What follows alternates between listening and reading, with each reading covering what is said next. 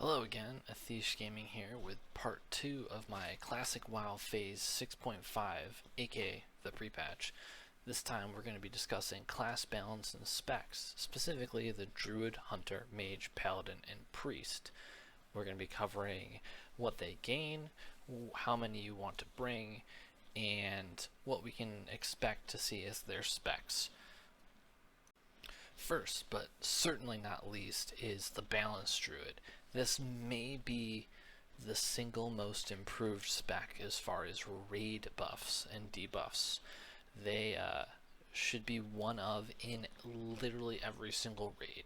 Every single 40-man should have a Balance Druid in it. Primary reasons being that with the number of debuff slots increasing, Insect Swarm is actually worthwhile, and 2% boss miss is 2% less damage on your tank. Really good. But the Piece de Resistance is the improved Fairy Fire. It gives 3% ranged and melee hit. You may remember in my last video I talked about how everyone with weapon skill was losing 3% hit.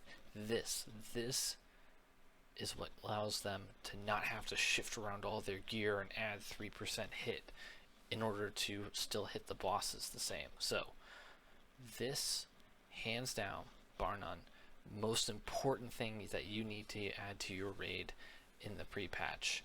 Save you so much time, so much headache, and 3% hit across 14 characters. Massive amount of stats. Really cannot emphasize enough that you need to get a Balance Druid in your raid. So this is going to be my anticipated balance spec. There isn't anything in the first 10 points of these trees that you really are interested in, so just going all in on balance, getting the additional ratios, more spell power and healing, mana reduction, chance to hit, improved thorns because buff cap matters a lot less. Generally speaking, I think you can follow this build and be in a good spot. And another big improver is the Feral Druid in both DPS and tank. So they get a real threat move, Mangle, which both increases their threat and consistency. They're no longer just reliant on hitting their mauls in order to build threat. A lot less binary as a threat class. So additionally, with the debuff limit being raised, cats can now use their bleed finishing moves. Massive buff to cats. And two changes that are less on the Druid, more systems based, is that agility scaling being buffed means that bears have way higher dodge. We're talking 15% more dodge and higher crit. And this is just on top, gravy on top. Armor on almost all items is slightly increased, which for druids is a massive increase. So druids are going to be tankier, have more threat, and be not that hampered by being 10 points off their spec. They do miss out on a couple of good things, but overall a feral druid will be tankier and generate more threat after the patch, which they were already good and now they're even better. Okay, with Feral, we have some choices. You can go Leader of the Pack, Nurturing Instinct, Shredding Attacks, or Primal Tenacity if you want. I do think that Furor and Naturalist are going to be pretty required talents in order to get your most out of your threat gen. You're going to miss out on Intensity and Omen, but neither of those are worth sacrificing for Mangle. So I think a talent tree that looks something like this is going to be your best bet. And to wrap up the druids, we come to the Resto Druid. And like most healers, they didn't change that much, but of them, they probably have changed the most. So with buff caps being gone, or not gone, but less important now that the consumables aren't stacked, and hots from multiple druids being able to be applied to the same target, there's more reason to be able to take 2 druids, 3 druids, without them stepping on each other's toes. And they otherwise get a lot of throughput improvements, additional healing, additional ratios, the ability to turn into a tree, which also increases healing. Basically, druids will play much the same, but with way less restrictions and higher throughput. So overall, good. You need D curses. You shouldn't feel bad about taking 2 druids after the patch. For the Resto Druid tree, you can really just go deep in Resto. There is actually 5 points left over from this, which you can either use to get some additional Wrath and Starfire. That makes your farming a bit easier. If your guild's really struggling at phase 1 KT, could be good. But otherwise, you could get lower threats, less chance to be interrupted. Really, you can spend these points however you want. Lower mana costs on your shapeshifting. However you want, these last 5 points can go in, and you'll be in good shape. Really, just as many points in Resto as you can stand. Next up, Hunters, and I have some bad news. Despite all that you have heard of them being really, really good in TBC, and that's still true, they aren't there yet. Losing out on Steady Shot is a massive part of their damage, and really they're going to be best served by being raid damage amplifier. They get access to 2 ridiculously powerful raid buffs, especially with how heavily raids tend towards melee. So I'm going to go through a couple of specs after this, but their overall DPS may go down, but if you were tabulating their DPS as how much did they contribute to the raid, it's going to skyrocket. Big ones are improved Hunter's Mark, giving every single melee character 110 AP, and Exposed Weakness, giving could be upwards of 130, maybe even up to 150 AP to every member of the raid for 7 seconds after you crit. It's ridiculous. It is absolutely insane that a single hunter, one hunter, could give 240 to 260 AP to everyone on your melee squad. That's basically an entire DMT buff.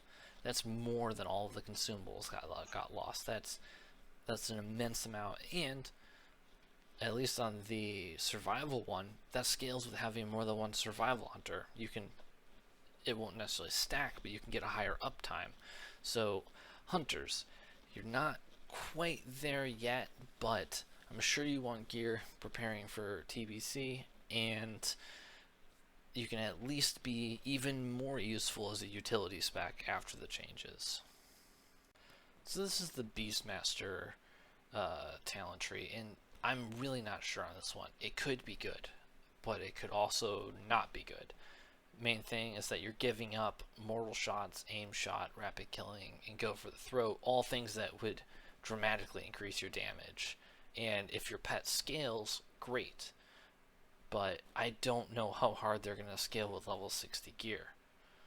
So you do get Ferocious Inspiration, and that will increase your group's damage which includes your own, by 3% if you get a crit.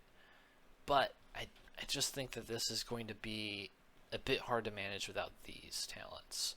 So I think that something like this, if you're going to go marks, you're going to go something like this.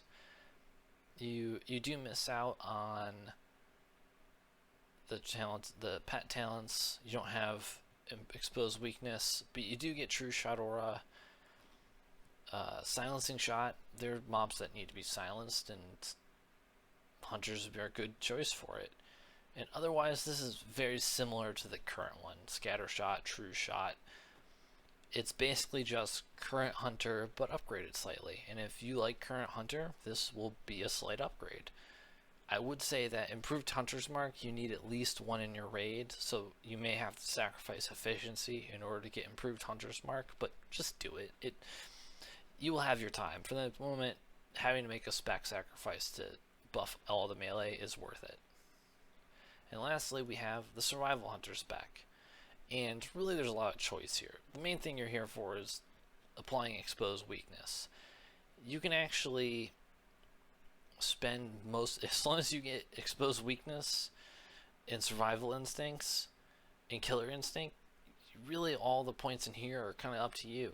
More hit, less chance to resist Feign, more HP, better traps. I do think that, once again, improved Hunter's Mark, you need at least one. Whether or not you want to go Aspect of the Hawk or some go through the throat, rapid killing, 1 point in mortal shots, It's completely up to you. The biggest thing is just the utility of the spec, so that's what I would lean in on and emphasize. So, mages, much like Hunter, they don't change that much. And for mages, that's great news. They were, one of the top DPS, very useful for AoE DPS. Generally, the new AoE cap of 8 targets won't be affecting you in raids. It may be on some pulls that there's a little bit less damage potential, but your single target damage should go up. Now, the consumable loss will eat into your raid DPS, but if you have a couple of the good support specs, like a Affliction Warlock and a Shadow Priest, which we'll get into, I think you could potentially have higher single target damage after the change than you could before.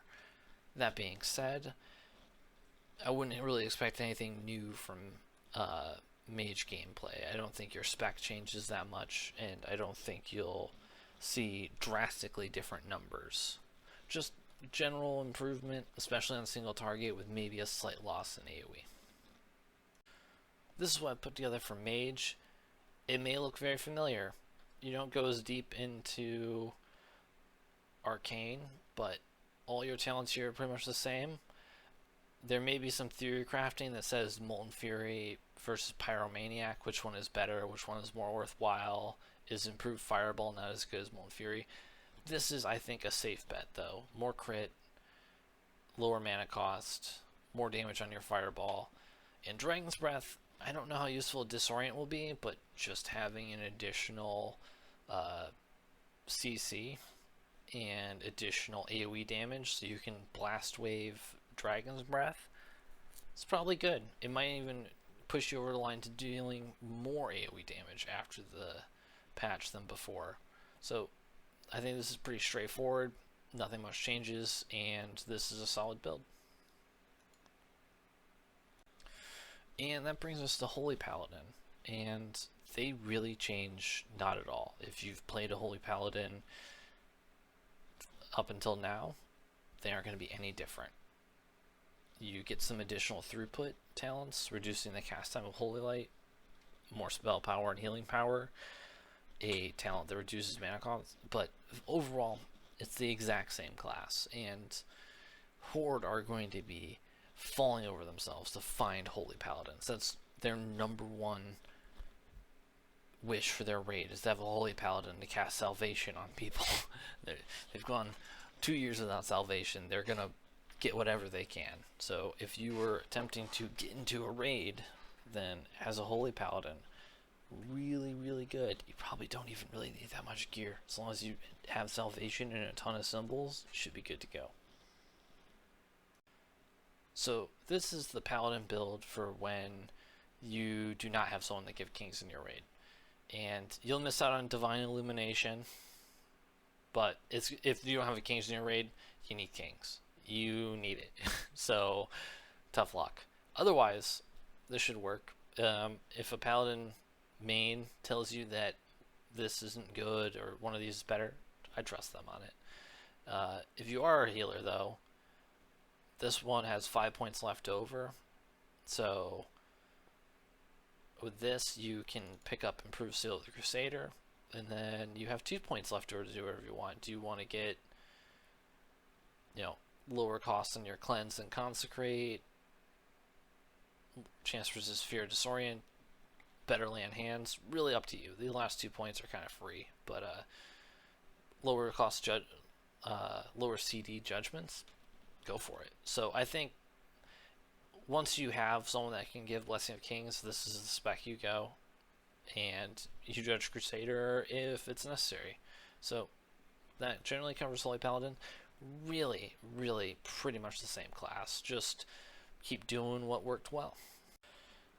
On the bad news, Prop Paladins. I'm sure you've heard. They're the new chief farmers. They're going to be amazing. And I agree. I think they are going to be amazing. I just don't think they're going to be amazing in Classic, especially for Horde. If you are Alliance and you've gotten Gauntlets of Steadfast Determination, Face of Death, you have all the gear, I think you could do it. But a lot of the Paladin's strength is the fact that they scale super well with gear. but they really scale super well with TBC gear, where they get stuff that's tank plus spell power, not tank plus strength and agility plus spell power plus other stats that they don't need, like crit. Just weird gearing for them, and I think they, out of all tanks, are most affected by this weird gearing. It could work, I could be wrong, but I think it's going to be a kind of unicorn spec still, but just wait, it will get a lot better come 70. On the other hand, Ret's going to be good right now. Crusader Strike gives them an actual button they can press to deal damage, more crit, higher crit percentages, more crits, mana restore. Generally good. They aren't going to be great until they can get their level 70 seals, and a downside of wanting their 41 point talent is that means that they can't get kings. So Crusader Strike or Kings, you're going to generally want Crusader Strike, but Kings is really, really good, especially for Horde who don't have access to it. So, are they worth playing? Yes. Are they going to be preferable over a Holy Paladin that's spec'd into Improved Judgment of the Crusader? No. So, I think definitely a possibility you get in, but Holy Paladin is the more certain thing. They should be far, far, far better just by the fact that they have a button they can press to do a melee swing. Huge, huge, huge, huge buff. And Ret Paladin. Ret Paladin don't really lose all that much by not having the additional talent points to put into these other trees. It would be nice to get Kings, but you can't get it without Crusader Strike, so you miss out on the hit as well, but I think you just go the spec. This covers everything that you need and will serve you well. If you don't have anyone to give Blessing of Might, you're probably going to have to go Blessing of Might, though. Just as part of a buffing class, that's something that's going to happen. Ideally, you'd want to go Benediction, but Improved Blessing of Might is where you need to be if no one else has it. Turn to healers, Discipline Priest. So, Disc Priest is a bit of an odd one. There aren't enough points in the tree to both get the healing talents in Holy and the really good buffs in Disc. These buffs are like PI or Pain Suppression. Really good, but you can't get those and also have the healing talents. So I think that you are just going to get Improved Divine Spirit and otherwise be a Holy Priest. And speaking of which, Improved Divine Spirit, that's new, and it's amazing. It's a buff on every raid member where they gain 10% of their spirit as spell damage and healing. Now, this is going to vary a lot between classes. Warlocks historically have very little spirit. Mages may have some more. Priests, druids, lots and lots and lots of spirit. And for them, you're going to see 30, 40, additional healing, perhaps even more when they have kings and you're buff on them. So just a solid raid damage and healing boost, and you will generally want a minimum of one Disc Priest in your raid to provide this buff. They aren't going to be healing as much, but they just increase everyone else's healing and damage so much that it would be crazy not to have one. So this is Disc Priest, and you may notice that this talent is super buffed. So even more mana for you. You basically are at the 3-piece tier 2 just from talent points, which is incredible. That was a super good tier set bonus. And Improved Divine Spirit, super useful, as I mentioned. Otherwise, this gets you most of the important healing talents and leaves you with 3 points over to pick what you want. If you want to go Spirit of Redemption or Healing Focus, really anywhere you want to put points that's not Blessed Recovery or Searing Light, it's probably good. Even Searing Light, probably not terrible. Just, you're going to have a lot more spell power after the patch. You can be kind of the healer that does damage if you convince your raid leader of it. But otherwise, lots of points that you can put in here. You can just put 3 points in spiritual healing for 6% more healing. I would say these are the essential ones, though. And who's going to make up for that slight loss of healing? Why? The Holy Priest, who gets some amazing throughput boosts, better scaling on Flash Heal and Greater Heal, and a whole new spell, Circle of Healing, which is Prayer of Healing, but any party. And if you know how good Prayer of Healing is, then you can imagine how great Circle of Healing is. Additionally, they do lose out on some of the key mana sustain talents and discs, but get a kind of clear casting proc to make up for it. I don't know how it will work out. You may be more mana hungry post patch, but I can almost guarantee that your throughput will be higher. So less mana sustain, way higher throughput. I think it's probably a worthwhile trade. Just stock up on some mana potions. And here we go with the Holy Priest. And as I mentioned, your spec looks the same. You're losing out on mana regen, but in exchange, you're getting way more throughput, a huge new spell that's super useful, and a pseudo clear casting. 6% chance to clear cast on one of your direct healing spells. Super good. Super good. Also 5% total spirit on Spirit of Redemption. Straight up stat buff for you. So, Priest, you're going to change, but mostly from new spells. Otherwise, this mana regen comparison may be a bit of a wash. If you're mostly Prayer of Healing, Circle of Healing, I think you're going to have more mana problems. But if you're a Flash Heal, Greater Heal Priest, it may be the same to even improved mana. So, not a lot of huge changes, but some really strong upgrades for the Holy Priest. And we round out the video with Shadow Priest. Shadow Priest does get better, but I have to think that if we were in caster heavier raids, they would be the most improved. However, due to the heavy melee skew, they're just going to be better. And the reason why I say that is that generally speaking, the fights being short means that the mana sustain isn't as important for healers, and 5% increased magic damage buff to the raid is good, but warlocks haven't really hit their stride, and it may be that physical DPS still kind of rule the roost. That being said, you should still want one. Misery, the 5% magic damage raid buff, is really good, and you can find your hardest pumping healers, put them in the group with a Shadow Priest, and they'll pump even harder, or your mages even.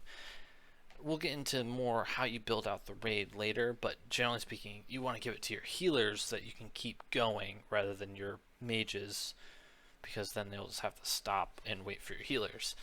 But regardless, you lose meditation, inner focus as a Shadow Priest going into the talent tree, which means that you gain the 5% of your damage dealt as mana, but you're also losing the ability to restore mana otherwise. So I think it's about a wash, which means if you're planning on being the Shadow Priest, pick up some mana potions and dark runes.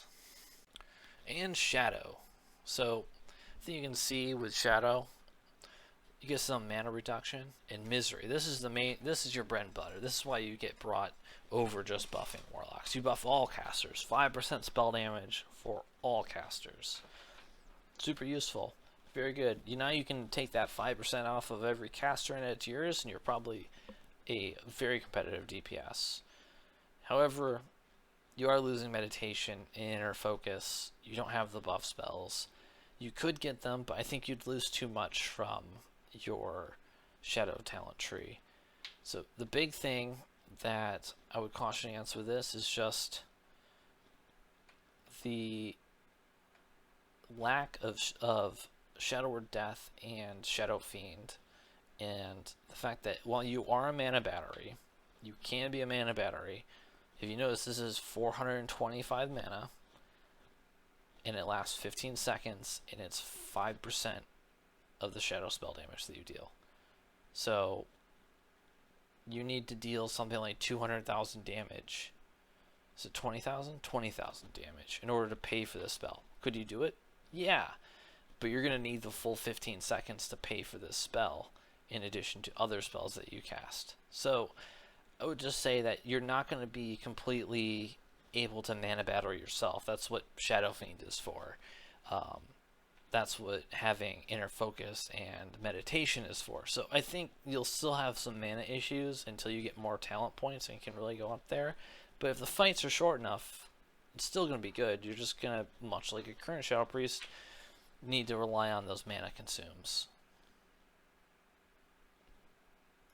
So that will about cover all the classes. As you can see, the real buffs to the classes are generally in getting either increased throughput and scaling, or in providing powerful new debuffs and buffs. At the moment, I think debuffs and buffs will be the more powerful impact on play. Scaling is good, but scaling will be even better when we have better gear. But if you notice anything that you would disagree with, or agree with, or that I'd missed, didn't think of, then leave a comment down below, or hit me up on Discord, and I'd be happy to chat it out.